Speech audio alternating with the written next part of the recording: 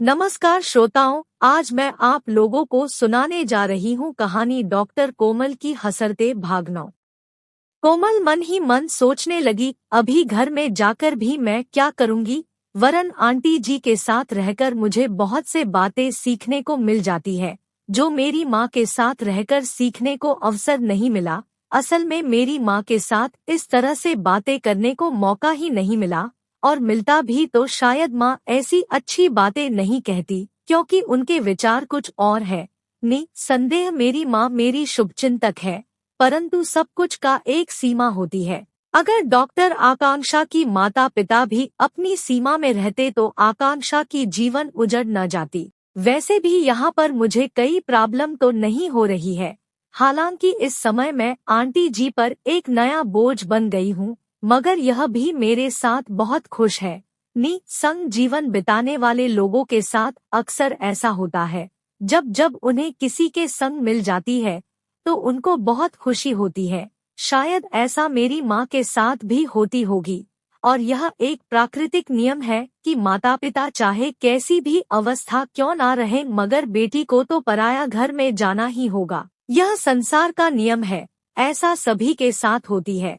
ऐसे में कल को हमारे माता पिता के साथ भी वैसा ही होगा जो आज आंटी जी के साथ हो रही है। इस समस्या का समाधान तभी हो सकता है अगर दामोदर भैया और भाभी हमारे घर में रहेंगे, मगर मेरी माँ के नकारात्मक विचार के कारण दामोदर भैया इस विषय पर राजी होंगे कह नहीं सकते, परंतु मैं भला इस पर क्या कह सकती हूँ।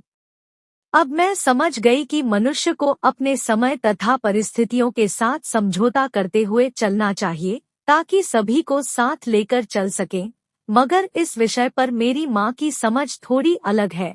अगर ऐसा ना होता तो कब के मेरी शादी हो चुकी होती। मैं जल्दबाजी में एमडी तो कर ली मगर जीवन के एमडी में पीछे रह गई। अगर उस समय मेरी माँ को समझ होती तो शायद आज इस तरह के लज्जाजनक परिस्थिति का सामना नहीं करना पड़ता, मगर यह सब मेरी माँ के संकीर्ण विचारधाराओं का ही परिणाम है। कोमल अपने ही मन में सोचने लगी, मेरे सामने अब दो तरह की चुनौती है, एक जो आनंद को मनाने की है, वहीं अपने माता पिता को समझा बुझाकर, विशेषकर मेरी माँ को समझा बुझाकर राजी करवाना है ताकि आनंद के साथ हमारी शादी करवाने को राजी हो जाएं, ताकि मैं खुशी खुशी आनंद की पत्नी बनकर अपने दाम्पत्य जीवन की शुरुआत कर सकूं।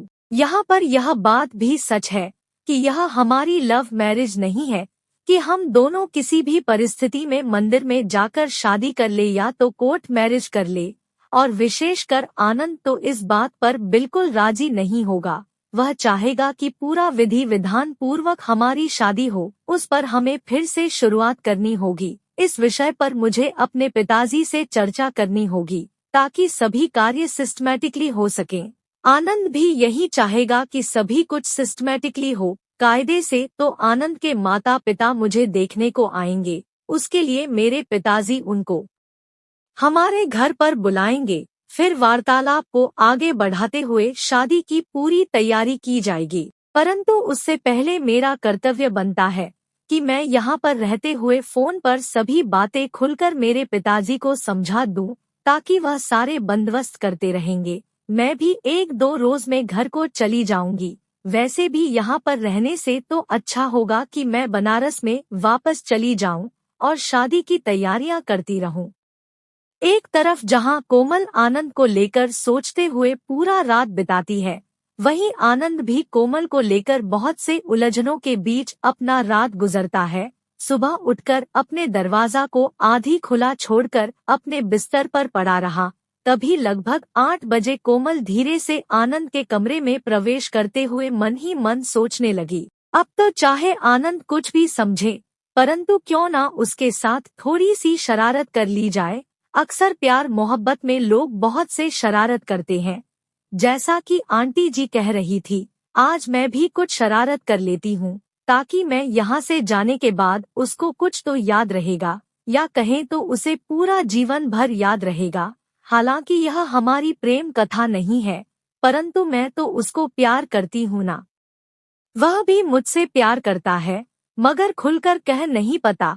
अगर मुझसे प्यार ना करता तो क्या इतने सारे कपड़ा लाकर कहता कि कोमल के लिए लाया हूँ। मैं तो उसके लिए कुछ भी नहीं लाया हूँ, केवल अपने को छोड़कर। कोमल चुपके से अंदर से दरवाजा बंद कर देती है और शरारत भरी अंदाज में आनंद के गालों को चूम लेती है।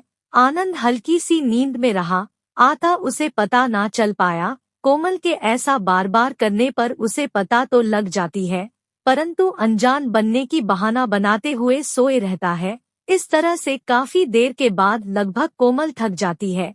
ऐसे में मौका देखकर आनंद कोमल को अपनी बाहों में लिपट लेता, जिसका बेसब्री से कोमल प्रतीक्षा कर रही थी। आखिर में वही हुआ तो कोमल बड़ी खुश हो गई। ऐसे में बड़ा ही आदर पूर्वक कोमल कहने लगी, डॉक्टर साहब, आज आपको ड्यूटी में नहीं जाना है क्या?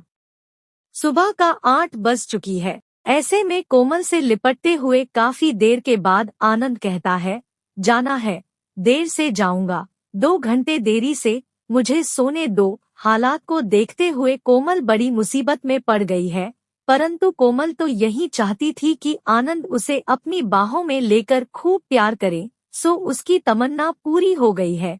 भावनाओं में आकर कोमल शरारती अंदाज में उसे चूमते हुए कहती है, डॉक्टर साहब, आपको 2 घंटे देरी से ड्यूटी में जाना होगा, मगर मुझे तो अभी घर को जाना है, मुझे छोड़ दो। जवाब में आनंद कहने लगा, नहीं, तुम बाद में चले जाना और 2-4 दिन रुक जाओ, फिर चले जाना। ऐसे में कोमल कहने लगी, मैं यहाँ पर रुक कर क्या करूँगी? तुम तो अपनी धुन में रहते हो और मैं। कहते हुए कोमल एकाएक रुक गई। जवाब में अपनी आंखें खुले बिना ही आनंद कहता है, अब मैं अकेला भला किसके धुन में रहूं? कोई और होता तो उसके धुन में रह जाता, परंतु ऐसा तो कोई है नहीं, तो क्या कर सकता हूँ? कोई बात नहीं, तुम्हें जाना हो तो जाओ। कहते हुए और भी कसकर कोमल से लिपट गया। ऐसे में शरारती अंदाज में कोमल उसे चुमते हुए उठाने की कोशिश करती है तो आनंद उठ गया और नाटकीय ढंग से कहने लगा, अरे तुम। कोमल बड़ी ही नाटकीय अंदाज में कहने लगी, क्यों, अब तक क्या तुम कोई और कोमल को अपने बाहों में लिपट कर रखे थे? जवाब में आनंद भी नाटकीय अंदाज में कहता है, हाँ, वह भी कोमल थी, पर डॉक्टर कोमल नहीं। एक दूसरे से शरारत करते हुए समय बीतने लगी कि कोमल कहने लगी, आनंद, मेरे विचार है कि मुझे अब लौट जाना चाहिए और तुम अपने माता पिता को लेकर आगे की कार्यवाही को अंजाम दो, ताकि हम दोनों मिलकर एक हो सकें। आज तक जो भी हुआ उन सभी को भुलाकर अपने अपने गिला शिकवा को त्याग कर हम दोनों को एक सच्चे जीवन साथी बनने की राह पर चलना होगा। देखो, मैं मजाक नहीं कर रही हूँ, सीरियसली कह रही हूँ। कुछ देर रुककर अफसोस भरे अंदाज में आनंद कहने लगा, तुम्हारी बात ठीक है, पर जो भी करना है तुम्हें ही करनी होगी। हम भला क्या कर सकते हैं? तुम अपने घर में जाकर अपनी माँ जी को मनाओ, ताकि मुझ जैसे नालायक से तुम्हारी शादी करवाने को राजी हो सके, तो भला हमारा क्या एतराज होगा? पहले तो तुम अपनी घर वालों को राजी कराओ, ताकि हम जैसे नाजुक दिल वालों के दिल को बार बार टूटने की नौबत ही ना आए, क्योंकि हमारे तरफ से तुम्हारी शादी को कभी इनकार तो नहीं किया है ना।